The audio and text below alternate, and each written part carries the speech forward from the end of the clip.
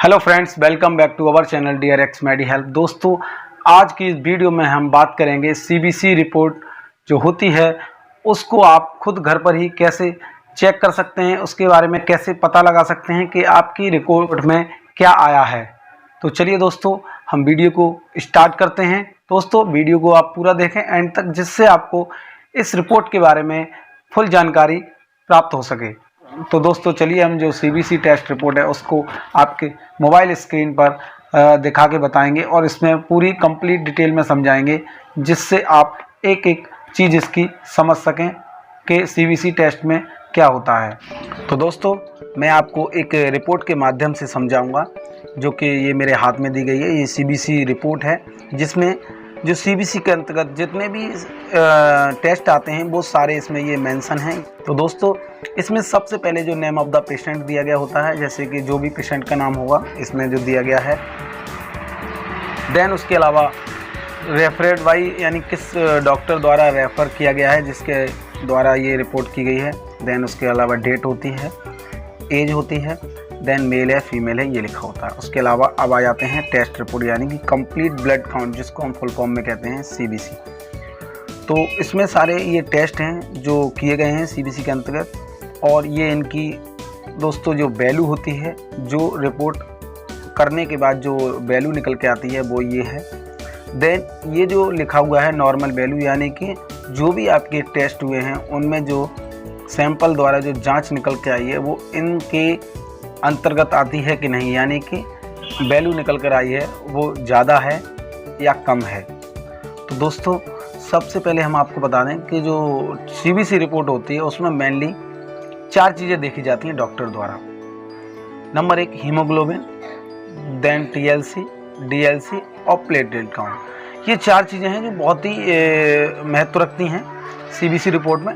बाकी भी देखी जाती हैं, उनका भी महत्व है, बट इतना नहीं है जितना ये 4 चीज़ों का है। ये 4 चीज़ें जब कंट्रोल में हो जाती हैं डॉक्टर के, तो पेशेंट स्वतः ठीक होने लगता है। तो दोस्तों, अब हम बात करते हैं सबसे पहले हीमोग्लोबिन की, यानी कि HB इसमें 8.2 दिया गया है जो वैल्यू है, और नॉर्मल वैल्यू अगर आप देखें तो इसमें 12 से 16 के बीच में होना चाहिए, यानी कि 8.2 है तो 12 से कम है, यानी कि लो है हीमोग्लोबिन, यानी कि इनमें खून की कमी है इस पेशेंट में।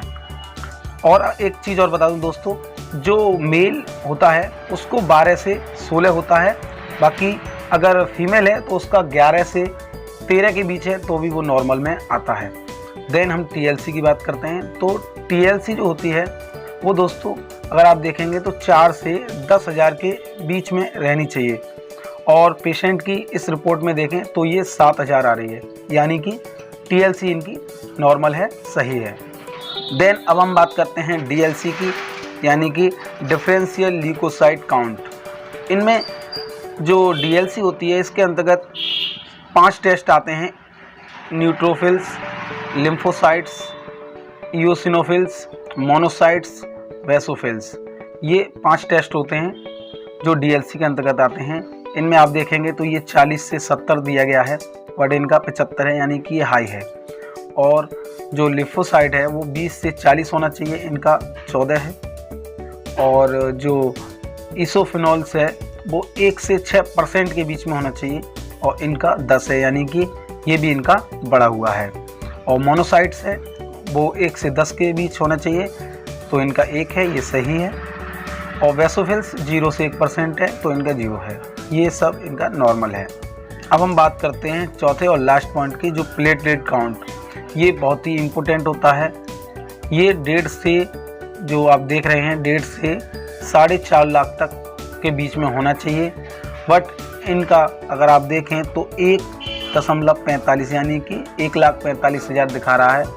सही है, लेकिन अभी लो है, क्योंकि 1.5 लाख से ऊपर होता है तो वो नॉर्मल वैल्यू में आ जाता है। तो दोस्तों, इसी से आप पता लगा सकते हैं, आप देख सकते हैं जो नॉर्मल वैल्यू है अगर उससे कम या ज़्यादा है तो वो इन्फेक्शन है, और अगर इन दोनों के बीच में है, नॉर्मल वैल्यू जो है आपकी, इन दोनों के बीच में अगर आपकी रिपोर्ट आई है तो आपकी चीज़ नॉर्मल है।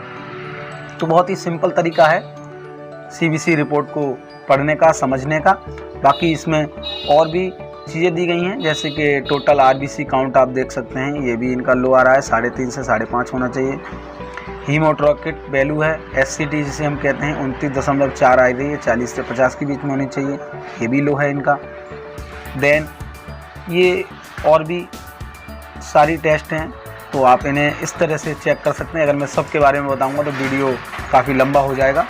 तो दोस्तों मेरा कहने का मतलब ये है कि आप सिर्फ जो सीबीसी रिपोर्ट होती है उनमें आप हीमोग्लोबिन कितना है, कम है या ज़्यादा है, टीएलसी बढ़ी हुई है या घट गई है, और डीएलसी जो होता है, देन प्लेटलेट काउंट, ये 4 चीज़ें चेक करके आइडिया लगा सकते हैं कि पेशेंट को इन्फेक्शन है, क्या दिक्कत है, क्या परेशानी है, और बाकी सब नॉर्मल है कि नहीं।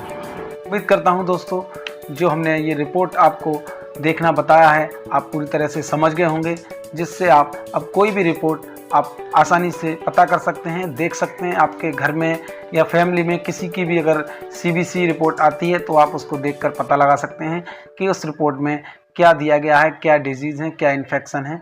दोस्तों इससे पहले हमने एक वीडियो बनाई थी कि जो सीबीसी रिपोर्ट है वो क्या होती है और इसको डॉक्टर क्यों प्रिस्क्राइब करते हैं। अगर वो आप देखना चाहते हैं तो मैंने आई बटन पर लिंक दे दिया है और लिंक डिस्क्रिप्शन में भी है, आप जाके चेक कर सकते हैं। तो दोस्तों अगर आपको वीडियो अच्छी लगी हो तो वीडियो को हमारे लाइक करें, शेयर करें और हमारे चैनल को ज़रूर सब्सक्राइब कर दें।